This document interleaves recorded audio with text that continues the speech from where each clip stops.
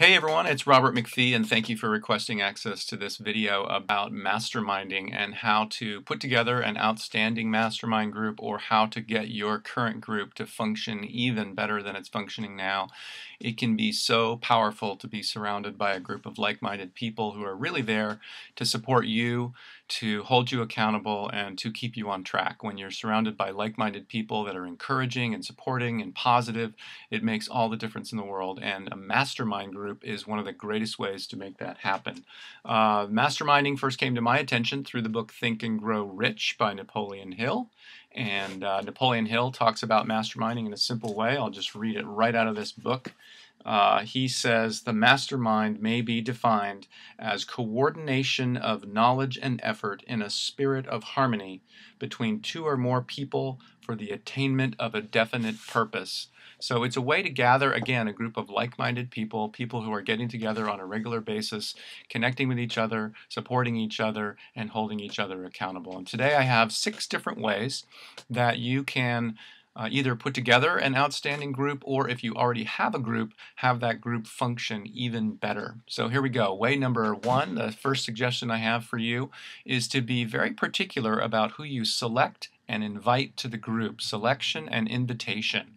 And so often people compromise on this.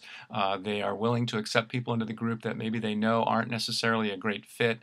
They're not willing to set the bar high. And this is what I really encourage you to do. When you're looking at the people who are going to be in your group, be willing to set the bar high and only accept people that you know are, first of all, going to really get value from the group, but also are going to be able to make a great contribution to the group as well.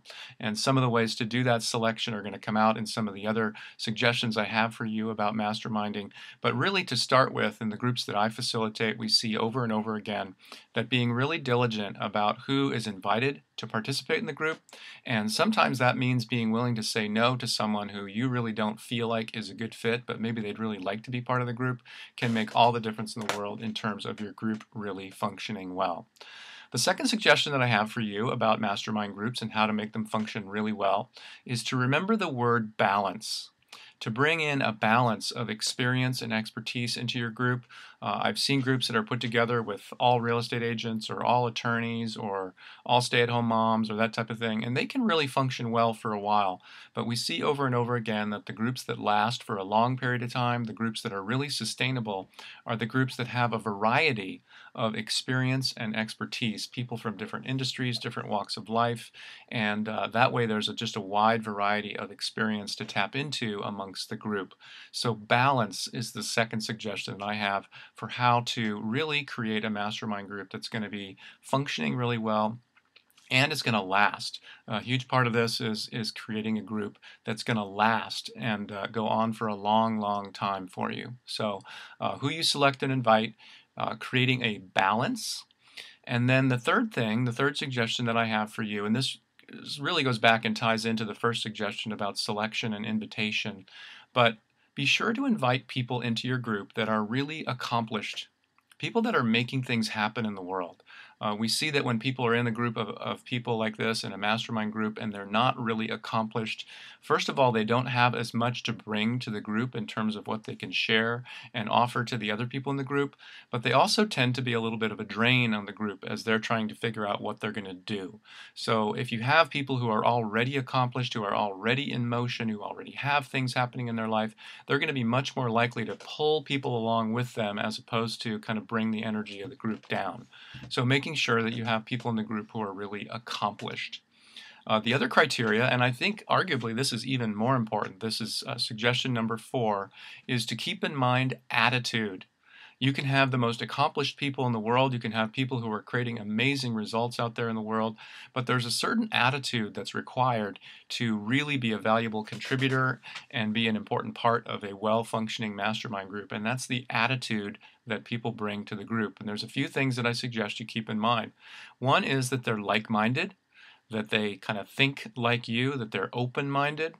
The other thing is people who are generous of spirit, people who are willing to give. That's really important. And then the third thing would be that they are willing and able to make those contributions, that they have that kind of generous spirit, that they are going to always be there, that they're going to be consistently looking also for lifelong learning.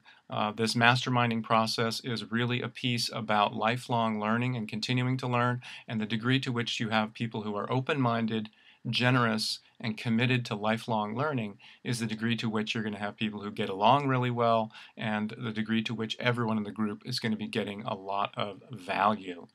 So the fifth suggestion that I have for you about how to keep your mastermind group functioning really well is structure. There's a very specific structure, and there's a number of places you can find this. We're not going to take the time on this video to go through that, but there is a very specific structure that is followed. There's a lot of good information out there about structure of mastermind groups and how to host calls, how to host meetings, and if you're willing and able to stick to the proven structure, the timing, the questions that are asked, the way you start, the way you finish a meeting, you're going to find that you're going to get much more value, that things are going to happen much more effectively, and people are going to stick with the group for a much longer period of time if you stick to the proven structure, stick to what works. And then finally, number 6, which kind of goes along with this, is the word facilitate. And it's really important to have a leader in the mastermind group, to have someone who's willing to take responsibility for keeping the group on track, keeping the structure in place, for keeping the lines of communication open, and for facilitating the group. And what I always suggest to people is, if you're not willing to take that role on, or if honestly you look in the mirror and say, I'm not the best person to do that, or if you don't have someone else in the group to do that, there are people out there who will facilitate mastermind groups. There are people, I'm actually one of them, this is part of what I do in my business, is facilitate mastermind groups, hold people to the structure, help them with the selection process, put the communication together in between the meetings, and make sure that the group is on track and functioning really well. So either have a leader or hire a facilitator, hire someone to do that. And it's not expensive to do, can make all the difference in the world, and the value that's received, particularly for a business-related group, more than makes up for the investment that's required to have a qualified facilitator to handle your group. And then finally, I told you there'd be 6 tips, and we've got the selection and invitation, we've got the balance, we've got make sure that you have accomplished people in your group, we've got make sure that you have people with the right attitude in your group, and then we have stick to the structure and make sure you have a leader or facilitator in your group. Those are my 6 suggestions. And then one final kind of bonus suggestion I have for you, if you really want to take your mastermind group to the next level, is find a way to meet live, to meet in person.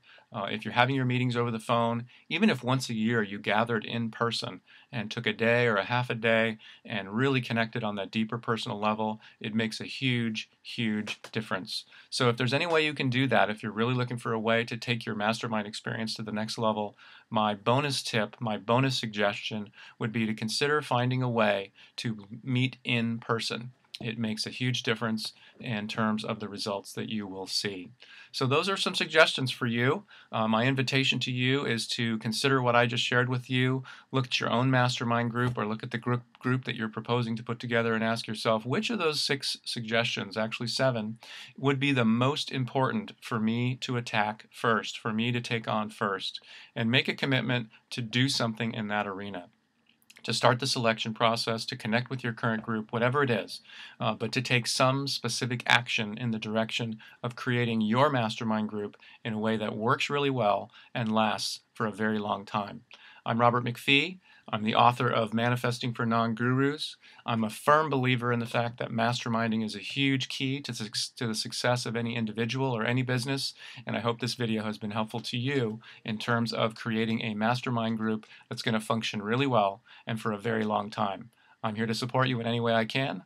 Thank you so much.